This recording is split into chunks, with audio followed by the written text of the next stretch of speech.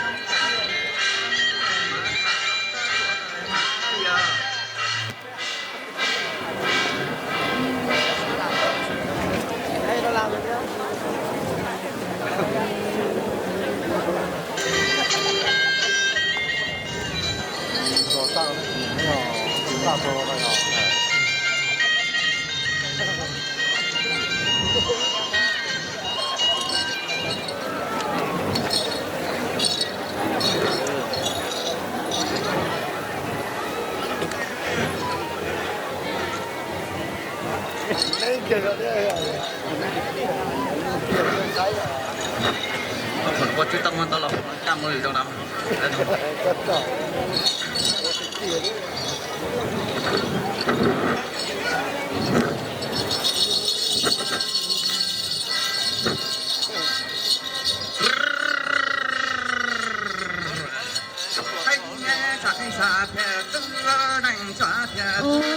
Một năm có 12 tháng, năm cũ đã qua, năm mới lại về. Hôm nay là ngày 12 tháng 9, con cháu trong dòng họ thành tâm tổ chức lễ ăn Tết Dù Su. Kính mời các thần linh, cai quản núi rừng, đất đai, bản mường, kính mời các ông bà tổ tiên về chứng giám cho tấm lòng thành của con cháu.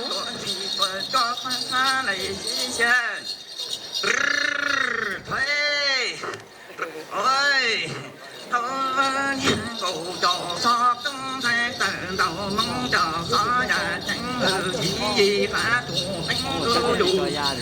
họ trò giấy lò tù danh sĩ là này anh của vùng lo hạ hoa cho cầu có mô lờ hùng đô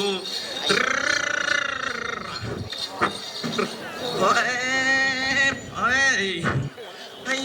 đủ to số những nhà đi lồng pha to đô thấy gì có thành gì ra từ đó có bị tu mơ từ đó từ lộ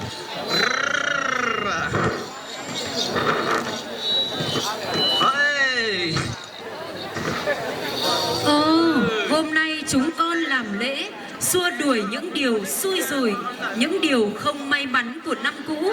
tiễn đi cái đói, cái rét, cái bệnh tật, đón điều tốt lành, đón phúc, đón lộc về nhà.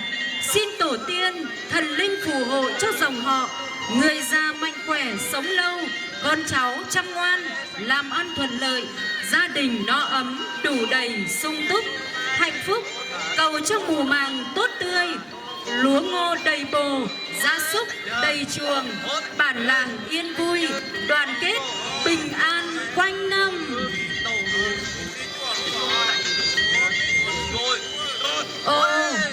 Từ ngàn đời xưa cho đến hôm nay, và từ hôm nay cho đến ngàn năm về sau,